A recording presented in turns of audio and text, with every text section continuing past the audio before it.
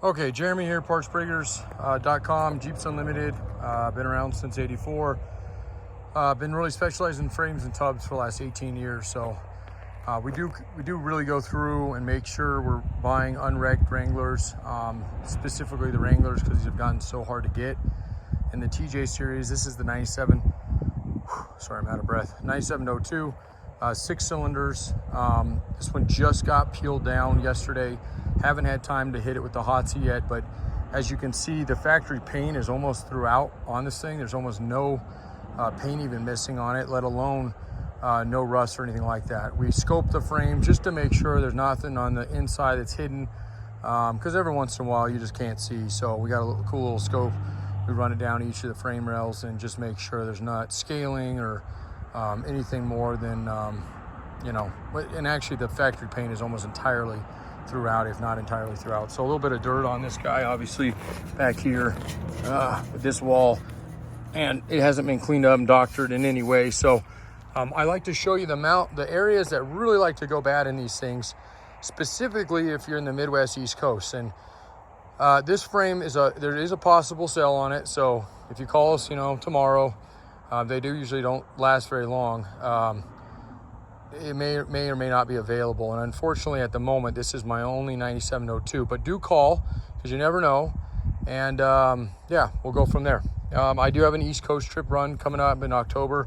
I bet if everything works out, and I'm a little bit hesitant to do in October because it is hunting season for a lot of our Midwest East Coast guys, but if we can pull it off. My wife's pregnant right now. She's doing January, so I won't be able to do our normal December, March trips out there. So if we can pull it off, we have a whole stack of YJ and a couple 4-cylinder TJ frames left over here, and I imagine those will all be on there. We had 14 of them go out in March on my last trip. So, okay, without further ado, if you're wondering 97 to 06, you know, might see that out there.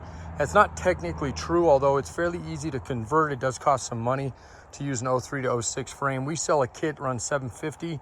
So if you do find an 03 to 06 frame out there and it's a smoking deal, we can get you the parts to convert it.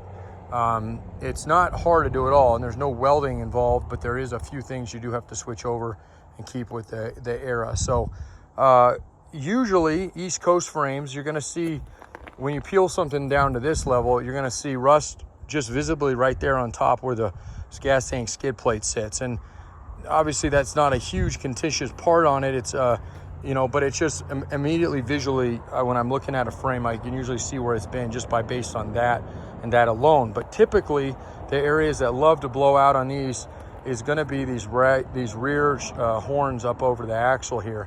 And I'm not sure why they do it here, but this is where you're going to see most of the rust at. We're going to flip it over here in a second and show you the bottom side of it, but I do want to show you that first. So it had bars on it, so you can see where they were mounted there.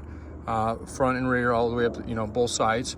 But this area here, and even just feeling inside of it, along with what we've seen inside of it, but it's nice and smooth. There's no material loss. It's pretty easy to see this channel here somewhere on it or inside of it if it's got anything blown out. I had one so bad, I seen at auction a few years ago in Albuquerque. I went down and buy, and they said it was, well, the auctions have gotten pretty shady, let's just put it that way, especially Copart. They're bringing in East Coast Jeeps at their auction. This is about the time I stopped buying at auction altogether, because they're literally bringing them into unsuspecting areas that are rust-free like ours, or West Coast stuff, and selling off East Coast rust buckets. So be careful if you buy at auction a Jeep. The Jeep was so bad, I literally went up to that same area and put a screwdriver, pushed super hard, and went all the way through the frame. And luckily they let me out of it, and then they banned me from buying for a year on it, which was no big deal because that's literally one of the last times I ever bought anything off of that website. But anyway, nonetheless, that's usually the area. So if you're looking at a Jeep, it's not foolproof, but that's one of the areas, both sides, that I go to. So you can see this one, both sides. The other area is kind of like this top area, that if it's been in any kind of salt, sometimes even clean frames will have this. This one's absolutely beautiful, but these top coil spring buckets, both sides, I try to highlight that a little bit better for you. These are absolutely perfect, but nonetheless, that's an area there too. So this inner channel here, this channel here, same thing, okay? And again, just to show you, this is just all dirt, so, all right. We get this adobe out here as kind of a light tan, so, and it's all through here, so. And if I wasn't scrambling, like literally, today was only 100, I think we did 105 calls a day, which surprisingly to a lot of people is, you know, sounds crazy, but that's nothing. That's a slow day, and Septembers are usually a little slower for us. So best time to make wheel and deal with me is in this month, because I am not normally flexible at all on frames, especially on these 9702 frames. So keep that in mind. I never post pricing in my videos. They do change. Our winter pricing is a little bit more than our summer pricing, just because we call it project season. So that's usually when people are going to be in the garage and they're looking for projects to do, and an old Wrangler restoration is usually up everybody's alley. So okay, so again, this is, I mean, you're not going to have to do any cleanup on this thing. You can paint it, blast it if you want, but it's really unnecessary on most of our frames, all the way up to the front and over. So let me flip it over upside down so I can show you another area that I like to look at. They're not super heavy. They're a little more awkward than anything. Can't pick them up entirely by yourself, but two people can carry them around fairly easy. So okay, so again, and I'll get it washed before we load it if it does end up selling, or before I make a actual listing. So, and then I can get my fingernail under here. Anything that can potentially trap rust or salt or sand or anything in is usually areas that we'll start seeing, if nothing else, a little oxidation. But man, I can't get that right now. I don't have long enough fingernails. Anyway, I already looked at these when we had the frame scope, but I was going to show you how clean these were. These are beautiful underneath. And here, we can look at this one. So nice, super smooth all the way around, meaning it's just paint, right? We don't want oxidized metals, one thing, but we definitely don't want scaling, so okay, or anything like that. So all right, so the back's beautiful, and in this area here, you're always going to get at least a little oxidation here, sometimes even a little material loss, usually from the skid plate area. I'll come back to that in just a second. But then the fronts aren't usually as a weak point on these. It's usually the back.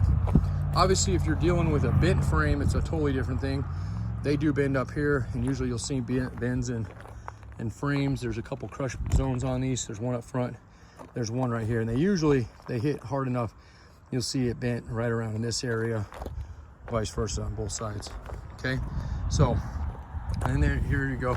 So you got metal on metal. This is an area that a lot of people ask what to do with it when they prep it. There's not much you can do. You could put gasket material, but unfortunately it is going to eventually kind of, you know, get weathered away. So you could line it, but anytime you line stuff, you got to be careful, because it can exasperate and actually trap stuff in. So anyway, it's not as black there, but the biggest key here that I look for is studs here. So you're always going to have a little raise here. That's actually normal. It's the way the belly pan, if you look at it, it's actually got kind of an indent in them. But the biggest thing on these things, and it's not end of the world if it happens, but if you get a broken bolt, one of those, it's either drilling it out. In some cases, people don't drill them right, and then they're having to put kind of a welded nut back into the thing. And you know, fortunately on this frame, we're nice clean threads both sides, but that is something to keep in mind when you're looking out there. And that's not something you're going to be able to go out and look at a Jeep and drop the belly pan there, because it's got some weight on it. It actually does hold up. It is a cross member. It does hold up some weight. So and then the only other area I'd say we look for, again, you won't be able to see because he's going to be pressed in between the bushings, but these holes here get wallowed out pretty quickly. I got a call coming in, so I'm going to have to cut this video. 303-666-9020. Thanks a lot.